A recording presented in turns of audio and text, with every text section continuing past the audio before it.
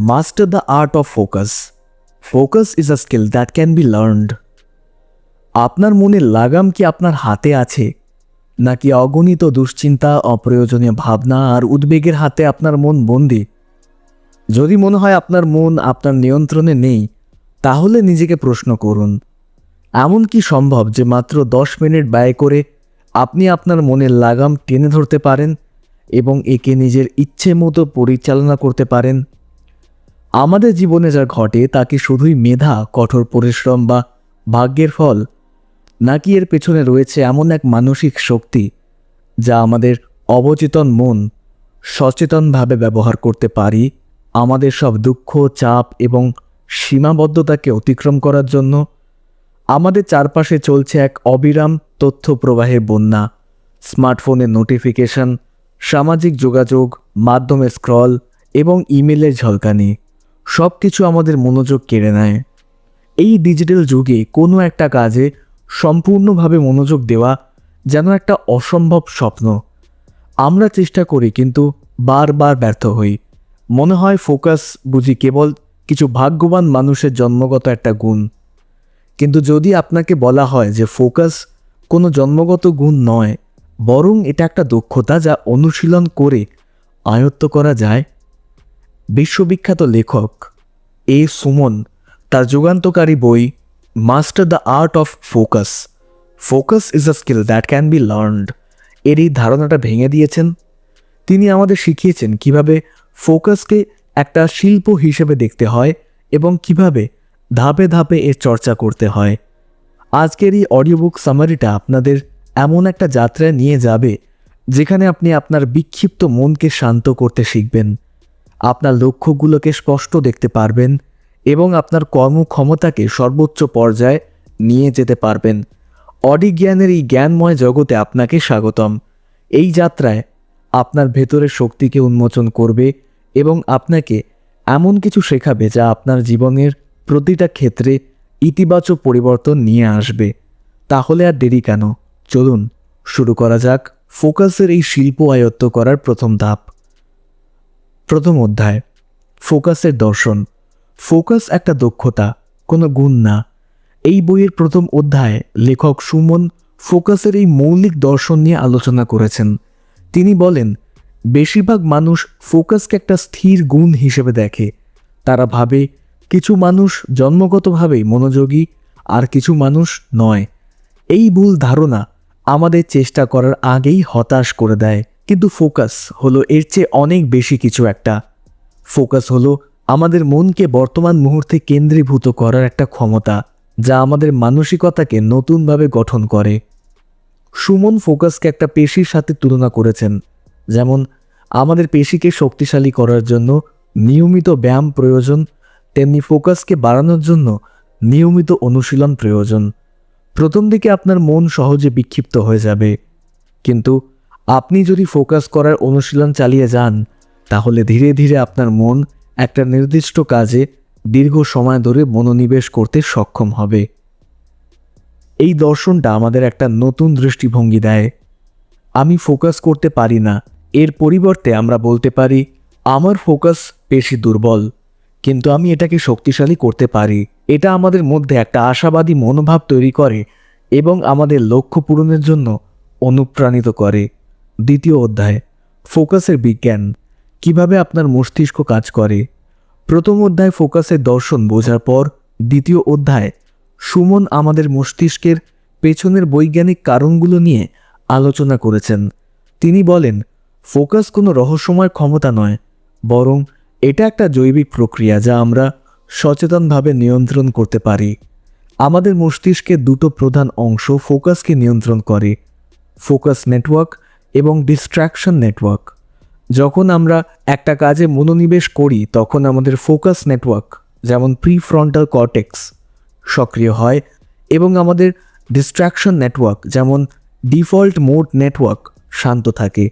কিন্তু যখন আমরা কোনো অপ্রাসঙ্গিক তথ্য বা চিন্তার মুখোমুখি হই তখন আমাদের ডিস্ট্র্যাকশন মোড নেটওয়ার্কটা সক্রিয় হয় এবং আমাদের মনোযোগটাকে নষ্ট করে দেয়। সুমন বলেন, ফোকাস করার ক্ষমতা মস্তিষ্কের নির্দিষ্ট নিউরাল পাথওয়ে এবং নিউরো ট্রান্সমিটারের ওপর নির্ভর করে। ডোপামিন, অ্যাড্রেনালিন এবং নোরাপাইফিনের মতো নিউরো ট্রান্সমিটারগুলো ফোকাস এবং মনোযোগের জন্য গুরুত্বপূর্ণ। ডোপামিন হলো এক ধরনের পুরস্কার নিউরো ট্রান্সমিটার। যখন আমরা কোনো কাজে সফল হই তখন আমাদের মস্তিষ্ক ডোপামিন নিঃসরণ করে, যা আমাদেরকে আরও বেশি মনোযোগ দিতে উৎসাহিত করে। এই অধ্যায়ের মূল শিক্ষা হলো ফোকাস হলো একটা জৈবিক প্রক্রিয়া যা আমাদের সচেতনভাবে নিয়ন্ত্রণ করতে পারি আমরা। আমাদের মস্তিষ্কের এই প্রক্রিয়াটাকে বোঝা আমাদের ফোকাসকে শক্তিশালী করার প্রথম ধাপ। তৃতীয় অধ্যায়, মনোযোগ নষ্টকারী কারণ, বাহ্যিক এবং অভ্যন্তরীণ বাধা। এই অধ্যায়ে সুমন ফোকাসের সবচেয়ে বড় শত্রু অর্থাৎ মনোযোগ নষ্টকারী কারণগুলোকে নিয়ে বিস্তারিত আলোচনা করেছেন। তিনি বলেন, এই কারণগুলো মূলত দুই ধরনের, বাহ্যিক এবং অভ্যন্তরীণ। এই দুই ধরনের বাধাকে সঠিকভাবে চিহ্নিত করতে না পারলে ফোকাস করা অসম্ভব। বাহ্যিক মনোযোগ নষ্টকারী কারণগুলো এগুলো হলো সেই সব জিনিস যা আমাদের চারপাশের পরিবেশে থাকে এবং আসে। ডিজিটাল নোটিফিকেশন, স্মার্টফোনের প্রতিটা নোটিফিকেশন, ইমেলের প্রতিটা অ্যালার্ট এবং সামাজিক যোগাযোগের মাধ্যমে প্রতিটা আপডেট আমাদের মস্তিষ্ককে একটা ক্ষুদ্র ডোপামিন হিট তৈরি করে। পরিবেশের কোলাহল, কর্মক্ষেত্রের কোলাহল, আশেপাশে মানুষের কথা বা এমনকি একটা চলমান গাড়ির শব্দ আমাদের মনোযোগ ভেঙে দিতে পারে। দৃশ্যমান বিক্ষিপ্ততা, অপরিষ্কার বা বিশৃঙ্খল একটা ডেস্ক, কম্পিউটার স্ক্রিনের অপ্রয়োজনীয় ট্যাব বা ঘরের ভেতর থাকা অপ্রাসঙ্গিক জিনিসগুলো আমাদের দৃষ্টি আকর্ষণ করে এবং আমাদের ফোকাস নষ্ট করে দেয়। অভ্যন্তরীণ মনোযোগ নষ্টকারী কারণ এগুলো হলো সেই সব কারণ যা আমাদের মনের ভেতর থেকে আসে এবং যেগুলো নিয়ন্ত্রণ করা সবচেয়ে কঠিন। অতিরিক্ত দুশ্চিন্তা, ওভার থিঙ্কিং। একটা কাজের মাঝখান থেকে হঠাৎ করে একটা অন্য কোনো ঘটনা বা অতীতের কোনো ঘটনা বা ভবিষ্যতের কোনো দুশ্চিন্তা মনে আসা খুব স্বাভাবিক। মানসিক ক্লান্তি, যখন আমরা দীর্ঘ সময় ধরে কোনো বিরতি ছাড়া কাজ করে যাই তখন আমাদের মস্তিষ্ক ক্লান্ত হয়ে যায় এবং তার ফোকাস করার ক্ষমতাটা কমে আসে। শারীরিক চাহিদা, ঘুম না হওয়া, খিদে লাগা বা শারীরিক অস্বস্তিও আমাদের ফোকাসকে মারাত্মকভাবে ক্ষতিগ্রস্ত করতে পারে। সুমন বলেন, এই অভ্যন্তরীণ এবং বাহ্যিক কারণগুলো একসাথে মোকাবেলা না করলে ফোকাস করা অসম্ভব। চতুর্থ অধ্যায়, ফোকাসকে একটা অভ্যাসে পরিণত করা, ব্যবহারিক কৌশল। তৃতীয় অধ্যায়, মনোযোগ নষ্টকারী কারণগুলো চিহ্নিত করার পর এই অধ্যায় সুমন ফোকাসকে একটা দৈনন্দিন অভ্যাসে পরিণত করার জন্য কিছু বাস্তব এবং কার্যকারী কৌশল দিয়েছেন। সিঙ্গেল টাস্কিংয়ের শক্তি। আমরা প্রায়শই মাল্টিটাস্কিং করি যা আমাদের উৎপাদনশীলতা এবং ফোকাসকে মারাত্মকভাবে ক্ষতিগ্রস্ত করে। সুমন একটা নির্দিষ্ট সময়ে কেবল একটা কাজ করার জন্য আমাদের উৎসাহিত করছেন। পমোডোরো টেকনিক, এই টেকনিকটা আপনার মনকে দীর্ঘ সময় ধরে কাজ করার জন্য প্রশিক্ষণ দেয়। 25 মিনিট কাজ করার পর 5 মিনিটের বিরতি এবং 3-4টে চক্রের পর একটা দীর্ঘ বিরতি নেওয়াটা উচিত। পরিবেশের নিয়ন্ত্রণ, আপনার ফোনকে দূরে রাখুন বা সাইলেন্ট মোডে রাখুন। আপনার ডেস্ক থেকে অপ্রয়োজনীয় জিনিসপত্র সরিয়ে ফেলুন। একটা শান্ত এবং আরামদায়ক জায়গায় কাজ করুন। পঞ্চম অধ্যায়, মনের খেলা, ফোকাস এবং মনের অবস্থা। এই অধ্যায়ে সুমন ফোকাসের সাথে আমাদের মনের অবস্থার গভীর সম্পর্ক নিয়ে আলোচনা করেছেন। তিনি বলেন, আমাদের ফোকাস করার ক্ষমতা কেবল বাহ্যিক পরিবেশ বা কৌশলগুলোর উপর নির্ভর করে না, বরং এটা আমাদের ভেতরের মানসিক অবস্থা এবং অনুভূতির ওপরও ব্যাপকভাবে নির্ভরশীল। আমাদের মন যখন শান্ত, ইতিবাচক এবং স্বচ্ছন্দ থাকে তখন ফোকাস করা সোজা হয়। সুমন এই অধ্যায়ে একটা গুরুত্বপূর্ণ ধারণা দেন, মন এবং কাজের মধ্যে সামঞ্জস্য। যখন আমরা কোনো কাজ করি তখন আমাদের মনকে সেই কাজের সাথে সামঞ্জস্যপূর্ণ রাখতে হয়। ইতিবাচক এবং নেতিবাচক আবেগ, আনন্দ, কৌতূহল এবং আগ্রহের মতো ইতিবাচক আবেগগুলো আমাদের মস্তিষ্কে ডোপামিন নিঃসরণ করে যা ফোকাসকে বাড়িয়ে দেয়। অন্যদিকে ভয়, রাগ এবং হতাশার মতো নেতিবাচক আবেগগুলো আমাদের মস্তিষ্কে কর্টিসল এবং অ্যাড্রেনালিন নিঃসরণ করে যা ফোকাস করার ক্ষমতাকে হ্রাস করে। ষষ্ঠ অধ্যায়, বিক্ষিপ্ততাকে আলিঙ্গন করা, মননশীলতার শক্তি। এই অধ্যায় লেখক সুমন একটা সম্পূর্ণ ভিন্ন দৃষ্টিভঙ্গি দিয়েছেন। তিনি বলেন, ফোকাসের যাত্রা হলো বিক্ষিপ্ততাকে জয় করা নয়, বরং বিক্ষিপ্ততাকে আলিঙ্গন করা। এর পিছনে যুক্তি হলো, আপনি যত বেশি বিক্ষিপ্ততা থেকে পালানোর চেষ্টা করবেন, তত বেশি আপনার মন সেই বিক্ষিপ্ততার দিকে ধাবিত হবে। সুমন এই সমস্যার সমাধান হিসেবে মননশীলতা অর্থাৎ মাইন্ডফুলনেস অনুশীলনের কথা বলেন। মননশীলতা হলো আপনার মনকে বিচার না করে বর্তমান মুহূর্তে মনোযোগ দেওয়া। যখন আপনি মননশীলতা অনুশীলন করেন, তখন আপনি আপনার মনের ভেতরে আসা প্রতিটা চিন্তা এবং অনুভূতির প্রতি সচেতন হন, কিন্তু সেগুলোকে কোনো বিচার করেন না। পদ্ধতি: যখন আপনার মন বিক্ষিপ্ত হয়, তখন সেই বিক্ষিপ্ততাকে কোনো বিচার না করে কেবল পর্যবেক্ষণ করে যান। তারপর আপনার মনকে আলতোভাবে আপনার মূল কাজে ফিরিয়ে আনুন। এটা আপনার মনকে প্রশিক্ষণ দেয় যে বিক্ষিপ্ততা হলো একটা স্বাভাবিক প্রক্রিয়া, কিন্তু সেটাকে আপনার কাজকে নিয়ন্ত্রণ করতে দেওয়া উচিত না। সপ্তম অধ্যায়, উদ্দেশ্য লেন্স। কেন ফোকাস করবেন? এই অধ্যায়ে লেখক সুমন আর একটা মৌলিক প্রশ্ন নিয়ে আলোচনা করেছেন। কেন আপনি ফোকাস করবেন? তিনি বলেন, যদি আপনার ফোকাস করার পেছনে একটা শক্তিশালী এবং স্পষ্ট উদ্দেশ্য নাই থাকে, তাহলে কোনো কৌশলই আপনার দীর্ঘ সময়ের জন্য মনোযোগী করতে পারবে না। সুমন ফোকাসকে একটা লেন্সের সাথে তুলনা করেছেন। একটা ম্যাগনিফাইং গ্লাস সূর্যের আলোকে এক বিন্দুতে কেন্দ্রীভূত করে আগুন জ্বালাতে পারে। একইভাবে যখন আমরা মনোযোগের শক্তিকে একটা নির্দিষ্ট লক্ষ্যের উপর কেন্দ্রীভূত করতে পারি, তখন আমরা সেই লক্ষ্য অর্জনের জন্য প্রয়োজনীয় শক্তি তৈরি করতে পারি। এই অধ্যায় আমাদের নিজেদের জীবনের উদ্দেশ্য খুঁজে বের করার জন্য কিছু প্রশ্ন করতে উৎসাহিত করা হয়েছে। আপনার জীবনের সবচেয়ে গুরুত্বপূর্ণ লক্ষ্যগুলো আসলে কি? আপনি কি অর্জন করতে চান? আসলে আপনার জীবনের উদ্দেশ্যটাই বা কি? অষ্টম অধ্যায়, সময়কে জয় করা। ফোকাসের জন্য রুটিন তৈরি। ফোকাসকে একটা অভ্যাসে পরিণত করার জন্য একটা সুশৃঙ্খল রুটিন তৈরি করা অপরিহার্য। এই অধ্যায়ে লেখক সুমন আমাদের দৈনন্দিন জীবনে কিভাবে একটা কার্যকর রুটিন তৈরি করতে হয় সেই বিষয়ে বিস্তারিত আলোচনা করেছেন।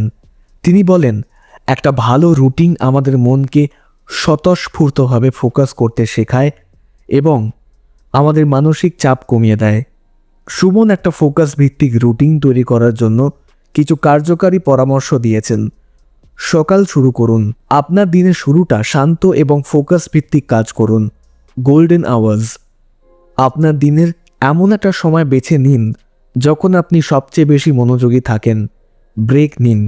দীর্ঘ সময় ধরে কাজ করার পর আপনার মন ক্লান্ত হয়ে যায়। ঘুমানোর রুটিন। ভালো ঘুম ফোকাসের জন্য অপরিহার্য। নবম অধ্যায়, এনার্জি ম্যানেজমেন্ট। ফোকাসের আসল চাবিকাঠি। এই অধ্যায়ে সুমন একটা নতুন এবং আরও গুরুত্বপূর্ণ ধারণা নিয়ে আলোচনা করেছেন। ফোকাস হলো কেবল একটা সময় ব্যবস্থাপনা নয়, এটা শক্তির ব্যবস্থাপনাও বটে, অর্থাৎ এনার্জি ম্যানেজমেন্টও বটে। তিনি বলেন, আমরা যদি আমাদের মানসিক এবং শারীরিক শক্তিকে সঠিকভাবে ব্যবহার করতে না পারি, তাহলে আমাদের দীর্ঘ সময় ধরে মনোযোগী থাকতে পারবো না আমরা, এমনকি যদি আমাদের কাছে পর্যাপ্ত সময় থাকে তারপরেও। লেখক ফোকাস বাড়ানোর জন্য আমাদের এনার্জি ম্যানেজমেন্টের ওপর মনোযোগ দিতে বলেছেন। এর জন্য তিনি কিছু কার্যকারী পরামর্শ দিয়েছেন। সঠিক ঘুম, সঠিক খাবার, নিয়মিত শারীরিক ব্যায়াম এবং মানসিক বিরতি। দশম অধ্যায়, প্রযুক্তিকে বন্ধু বানানো। ডিজিটাল যুগে ফোকাস। এই অধ্যায় সুমন একটা সম্পূর্ণ ভিন্ন দৃষ্টিভঙ্গি দিয়েছেন। তিনি বলেন, প্রযুক্তি হলো একটা হাতিয়ার। এটা বন্ধুও হতে পারে, আবার শত্রুও হতে পারে। এটা নির্ভর করে আপনি কিভাবে এটাকে ব্যবহার করেন তার উপরে। লেখক এই অধ্যায়ে প্রযুক্তিকে ফোকাস করার জন্য একটা সহায়ক হিসেবে ব্যবহার করার জন্য কিছু কার্যকারী পরামর্শ দিয়েছেন। ডিজিটাল ডিটক্স, ফোকাস অ্যাপ্লিকেশন ব্যবহার করা এবং কাজের জন্য সময়সীমা সেট করা। 11-10 অধ্যায়, চূড়ান্ত লক্ষ্য। ফোকাসকে জীবনের একটা অংশ বানানো। এই অংশে লেখক সুমন ফোকাসের যাত্রার চূড়ান্ত ধাপ নিয়ে আলোচনা করেছেন, যেখানে তিনি বলেন, ফোকাসকে একটা অস্থায়ী কৌশল হিসেবে ব্যবহার করা যথেষ্ট নয়। আসল লক্ষ্য হলো ফোকাসকে জীবনের একটা স্বয়ংক্রিয় অংশে পরিণত করা। এটা এমন একটা অভ্যাস হওয়া উচিত যা আপনি কোনো সচেতন প্রচেষ্টা ছাড়াই অনুসরণ করতে পারেন। সুমন ফোকাসকে একটা নদীর সাথে তুলনা করেছেন। একটা নদী যখন তার স্বাভাবিক পথে প্রবাহিত হয় তখন তার গতি মসৃণ এবং শক্তিশালী হয়। একইভাবে যখন ফোকাস আমাদের জীবনের প্রতিটা স্বাভাবিক প্রবাহে পরিণত হয় তখন আমরা আমাদের কাজগুলো এফর্টলেসলি এবং কার্যকরভাবে সম্পন্ন করতে পারি। দ্বাদশ অধ্যায়, ফোকাসের সুদূর প্রসারী সুবিধা, সাফল্য এবং মানসিক শান্তি। বইটার শেষ অধ্যায় লেখক সুমন ফোকাসের দীর্ঘমেয়াদী সুবিধা নিয়ে আলোচনা করেছেন। তিনি বলেন, ফোকাসের যাত্রা শুধুমাত্র আপনার কর্মক্ষমতাকে বাড়ায় না, এটা আপনার জীবনের অন্যান্য ক্ষেত্রগুলোতেও ইতিবাচক প্রভাব ফেলে। উন্নত সম্পর্ক। যখন আপনি ফোকাস করতে পারেন তখন আপনি আপনার চারপাশে মানুষের সাথে আরও গভীর এবং অর্থপূর্ণ সম্পর্ক তৈরি করতে পারেন। মানসিক শান্তি।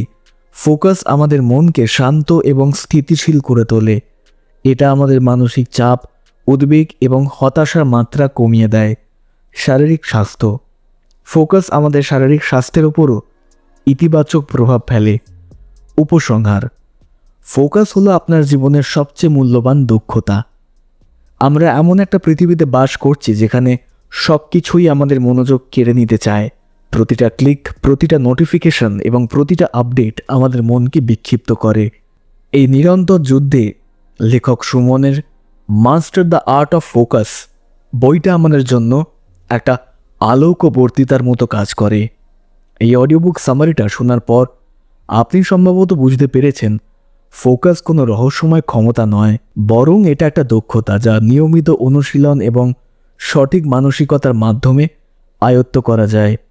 আপনি শিখেছেন কিভাবে ফোকাসকে একটা পেশি হিসেবে দেখতে হয়, যা ক্রমাগত প্রশিক্ষণের মাধ্যমে শক্তিশালী হয়।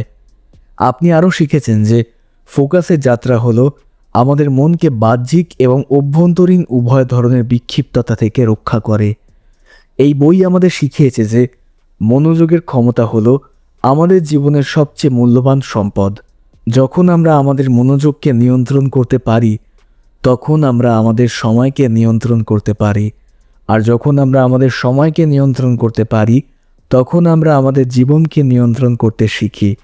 ফোকাস আমাদেরকে আমাদের লক্ষ্য পূরণে সাহায্য করে, আমাদের কর্মক্ষমতাকে বৃদ্ধি করে এবং আমাদের জীবনকে আরও অর্থপূর্ণ এবং উদ্দেশ্যপূর্ণ করে তোলে। ফোকাস করার ক্ষমতা কোনো রাতারাতি বিষয় নয়, এটা একটা যাত্রা যেখানে আপনাকে প্রতিদিন আপনার মনকে প্রশিক্ষণ দিতে হবে। কিন্তু আপনি যদি এই যাত্রায় লেগে থাকেন তাহলে আপনি আপনার জীবনের প্রতিটা ক্ষেত্রে অসাধারণ সাফল্য অর্জন করতে পারবেন। বইটার মূল 5টা শিক্ষা। এই গভীর এবং যুগান্তকারী বইটা থেকে আমরা যে 5টা মূল শিক্ষা গ্রহণ করতে পারি তা হলো, ফোকাস হলো একটা দক্ষতা, গুণ নয়। আপনার মন যদি সহজেই বিক্ষিপ্ত হয় তাহলে এর অর্থ এই নয় যে আপনি ফোকাস করতে পারেন না। এর অর্থ হলো আপনার ফোকাসের পেশি দুর্বল এবং আপনি এটাকে নিয়মিত অনুশীলনের মাধ্যমে শক্তিশালী করতে পারেন। পরিবেশ নিয়ন্ত্রণ করুন। আপনার চারপাশে পরিবেশ আপনার মনের উপর সরাসরি প্রভাব ফেলে। আপনার কাজ করার পরিবেশকে শান্ত এবং বিক্ষিপ্ততা মুক্ত রাখুন। অভ্যন্তরীণ বিক্ষিপ্ততা দূর করুন। বাহ্যিক বিক্ষিপ্ততা থেকে বাঁচা সহজ, কিন্তু অভ্যন্তরীণ বিক্ষিপ্ততা যেমন অতিরিক্ত চিন্তা বা উদ্বেগ দূর করা কঠিন। নিয়মিত মেডিটেশন এবং সচেতনতার মাধ্যমে আপনার মনকে নিয়ন্ত্রণ করা শিখুন। একটা সময় একটাই কাজ। মাল্টিটাস্কিং আমাদের উৎপাদনশীলতা এবং ফোকাসকে মারাত্মকভাবে ক্ষতিগ্রস্ত করে। সিঙ্গল টাস্কিংয়ের অভ্যাস গঠন করুন এবং আপনার কাজকে ছোট ছোট অভ্যাসে, ছোট ছোট অংশে ভাগ করে সম্পন্ন করুন। অনুশীলনী সফলতার চাবিকাঠি। ফোকাসকে আপনার অভ্যাসে পরিণত করার জন্য আপনাকে নিয়মিত অনুশীলন করা প্রয়োজন। প্রতিদিন সকালে কিছু মিনিটের জন্য মেডিটেশন করুন এবং আপনার গোল্ডেন আওয়ার্সকে সবচেয়ে বেশি গুরুত্বপূর্ণ কাজগুলোর জন্য ব্যবহার করুন। আপনার মনোযোগ আপনার সবচেয়ে শক্তিশালী সম্পদ। এটাকে সচেতনভাবে পরিচালনা করা শিখুন এবং এটা আপনার জীবনে সীমাহীন সাফল্য এবং শান্তি বয়ে আনবে। আশা করি সুমনের master the art of focus বইটার একটা বিস্তারিত অডিওবুক সামারি আপনাদের ভালো লেগেছে এবং আপনার জীবনে এক নতুন সাফল্য উন্মোচন করতে পারবে। ধন্যবাদ।